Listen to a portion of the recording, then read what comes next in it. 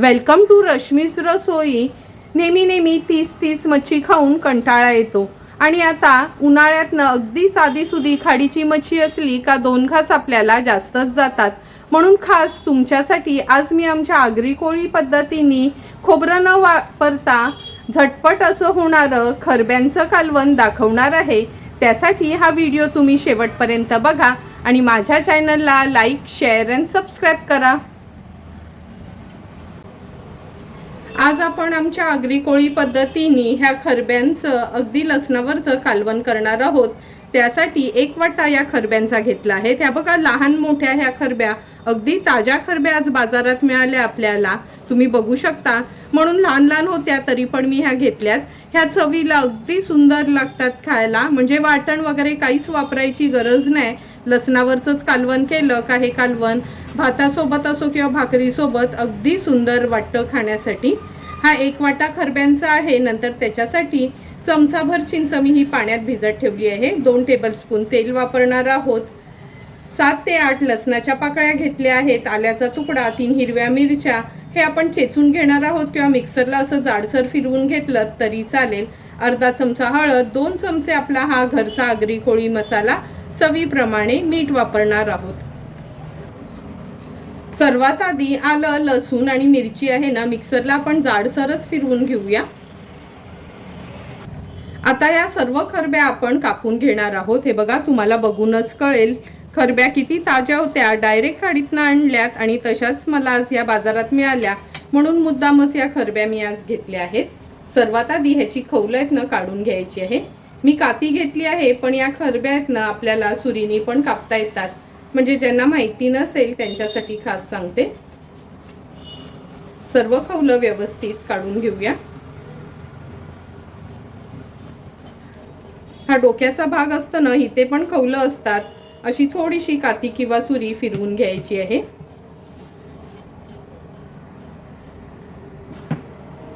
आता ह्याच्या बाजूचे हे सर्व पंख आपण काढून घेणार आहोत। शेपूट पण काढून घेते।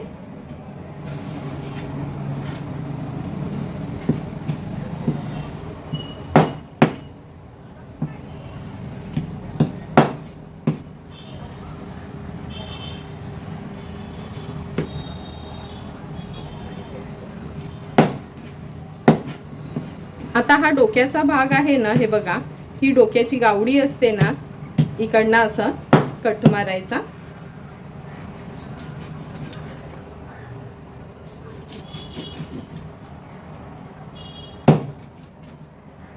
नंतर असं इथे ना काती पकडायची आणि हे काढून घ्यायचं, म्हणजे जी पण घाण आहे ना हे बघा अगदी इझिली निघते।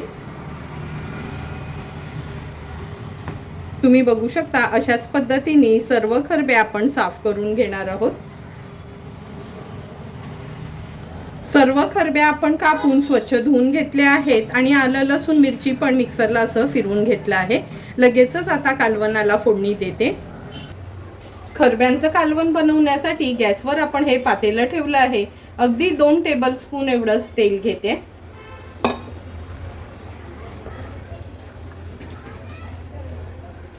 तेल पण व्यवस्थित गरम करून घेतलं आहे। आता फोडणीला आपण आलं, लसूण आणि मिरची घालणार आहोत। चेचून घेतलं ना खलबत्त्यात तरी चालेल, पण मी नॉर्मली ना असं मिक्सरला थोडंसं फिरवून घेते। आलं, लसूण आणि मिरची तेलावरच आपल्याला परतून घ्यायचे। आता आपण ह्याच्यामध्ये अर्धा चमचा हळद, 2 चमचे आपला हा घरचाच आगरी कोळी मसाला आहे तो ॲड करूया। हळद, मसाला वगैरे व्यवस्थित आपण तेलावर परतून घेतला आहे। आता आपण ह्याच्यामध्ये साफ केलेल्या, स्वच्छ धुवून घेतलेल्या खरब्या ॲड करूया। व्यवस्थित मसाल्यात परतून घेते, म्हणजे सर्व बाजूनी ह्याला मसाला लागला जाईल।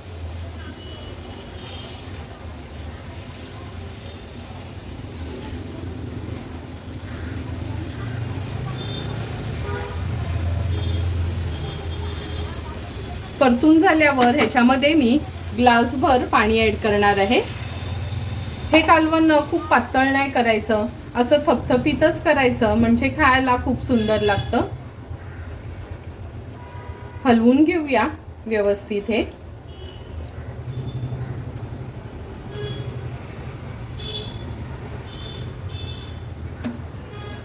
जी चिंच आपण भिजत घातली होती ती थोडी स्मॅश करून घेतली आहे, ती ऍड करूया.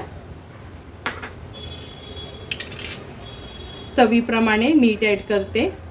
हाय फ्लेमवर एक छानशी उकळी काढून घेणार आहोत.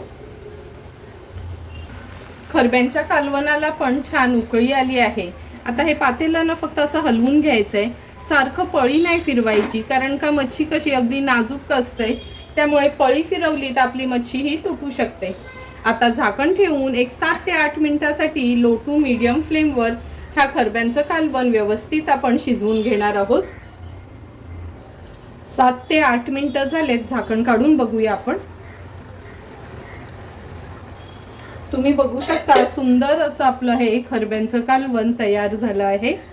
मगाशी सांगितल्याप्रमाणेच खूप ना असं पळीनी त्याला मिक्स करायचं नाही, असं नॅपकिन घेऊन पातेलं फक्त हलवायचं आहे. आता गॅसची फ्लेम हाय करते. हाय फ्लेमवर एक छानशी याला उकळी काढून घेऊया. हे बघा कालवणाला पण छान उकळी आली आहे. झाकण ठेवते आणि गॅसची फ्लेम स्विच ऑफ करते. 1-2 मिनिटं वाफ कमी झाली की झाकण आपण उघडून बघणार आहोत. 2 मिनिटं झाली आहेत. झाकण काढून बघूया. तुम्ही बघू शकता किती सुंदर अशी आपल्या कालवणाला तरी आली आहे. अगदी 2 टेबलस्पून एवढंच तेल वापरलं होतं. आता थोड्याशा कोथिंबिरीने ह्या खरब्यांच्या कालवणाला गार्निशिंग करून घेते आणि लगेचच आता हे कालवण आपण सर्व करणार आहोत. सुंदर असं तयार झालेलं खरब्यांचं कालवण आपण ह्या सर्विंग प्लेटमध्ये सर्व करून घेतोय. तुम्ही बघितलं असेल थोडंही आपण खोबऱ्याचं वाटण वगैरे काहीच वापरलं नाही, तरी पण कालवण कसं घट्टसर झालं आहे. मी बनवलेल्या पद्धतीने जर तुम्ही पण हे खरब्यांचं कालवण घरी ट्राय केलं तर तुमचं पण कालवण अगदी मी बनवल्याप्रमाणेच तयार होईल.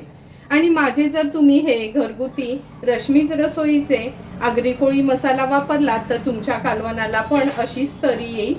तुम्हाला जर मी बनवलेलं आमच्या आगरी कोळी पद्धतीचं हे बिना खोबऱ्याच्या वाटणाचं खरब्यांच्या कालवणाची रेसिपी आवडली असेल तर तुम्ही पण माझ्या पद्धतीने एकदा तरी ह्या खरब्यांचं कालवण घरच्या घरी ट्राय करा आणि मला कमेंट करून सांगा की तुम्ही बनवलेलं हे खरब्यांचं कालवण कसं झालंय ते. जर तुम्हाला मी बनवलेल्या ह्या खरब्यांच्या कालवणाचा व्हिडिओ आवडला असेल तर नक्की माझ्या चॅनलला तुम्ही लाईक, शेअर अँड सबस्क्राईब करा. Thank you for watching my video.